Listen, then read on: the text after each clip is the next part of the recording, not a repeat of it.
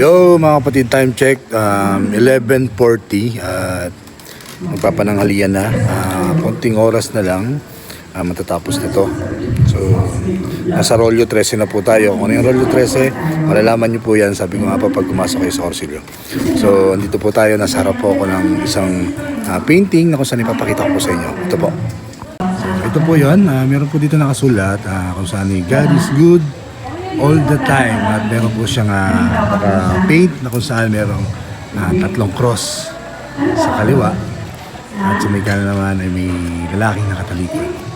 Nakita niyo po kung saan pinapakita po dito sa litrato na to, sa painting na to, yung tatlong cross na kung saan dito pinapakita yung pagpapakasakit ni Jesucristo at yung pagpako sa Kanya. Diyan sa gitna, siya yung nandyan, si Jesucristo na ating Panginoon. Siya na tumanggap ng ating lahat ng kasalanan, lahat ng ating paghihirap. Pinako niya. Diyan sa tuktok ng Kalbaryo na yan, ibinigay niya yung buhay niya para sa atin. Diyan pinapakita kung gaano niya tayo kamahal. Hindi lang siya, pati ang Ama na nasa langit.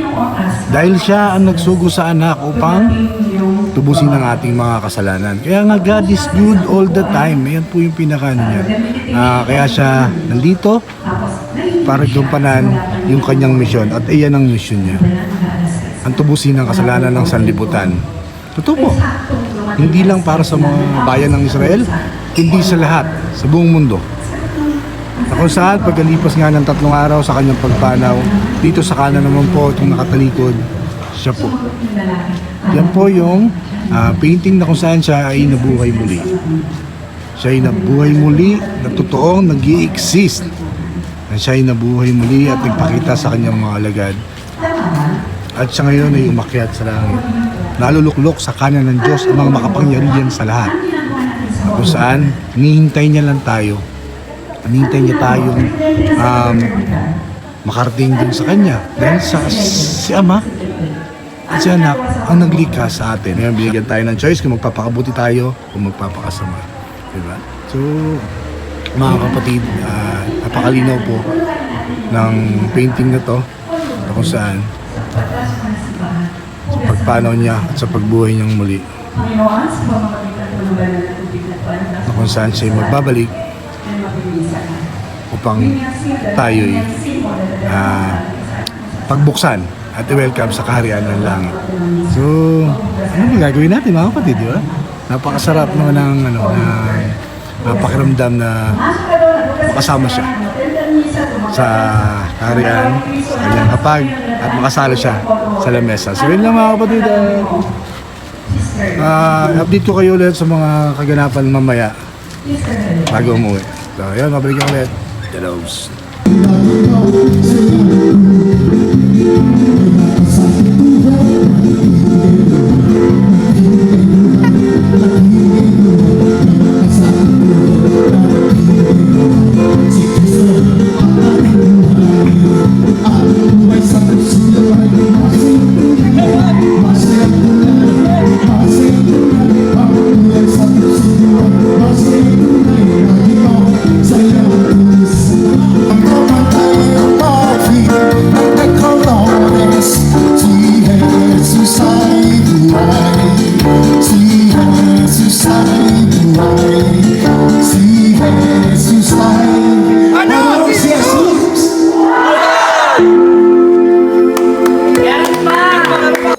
So yun mga kapatid, katatapos lang ng sayaw namin at medyo ginutom kami. So ngayon kakain na kami.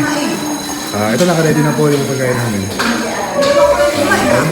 Bigyan na lang po yung ulam. So kakain na po kami. Kain na muna kami mga kapatid at abangan nyo ulit kayo mamaya. Babalik ako. At ito na nga po mga kapatid at nandito na po kami. Nag-ano po na sa lahat. Nag-ready na po para sa merienda po mga kamara. Hello! Hello guys! Ayun Mga vlog-vlog, itong tinapay. merienda. Hotdog! Hotdog at saka cheese dog at mayonnaise. Ano na Saka itlog. At saka itlog. best ka talaga. Sabi mo, excuse me, Nay. Excuse me. Yan. So, ayan po mga kapatid. Okay, ready na po na pang merienda para sa ating mga graduate na candidates sa araw na to. At may tilapia. At may batang, may sila. So, yun. Babalikan namin kayo sa mga susunod na po dito sa aming... May tulog. May tulog. Gising niya. Ikaw na tumapos, Jo. Kamay.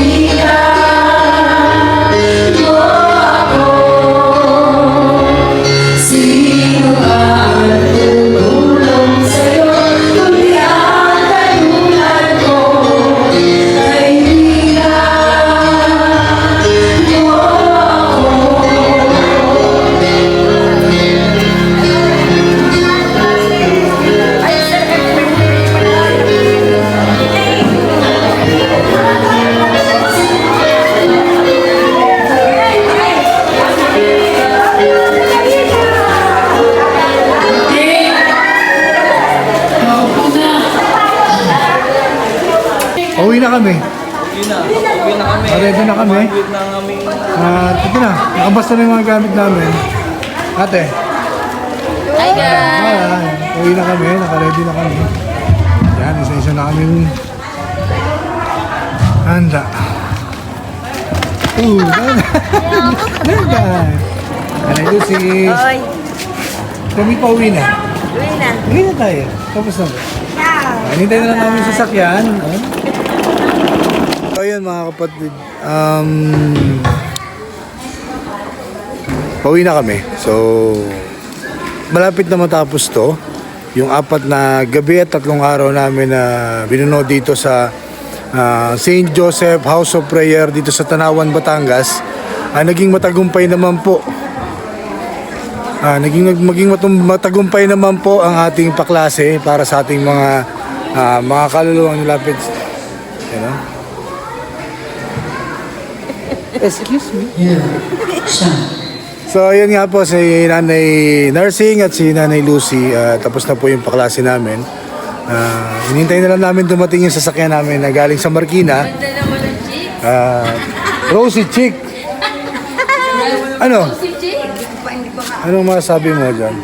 Tagumpay ba yung paklase ngayon? Tagumpay. Oo, tagumpay. Ayan. Kita-kita na lang ulit mamaya. Pag nasa biyahe na.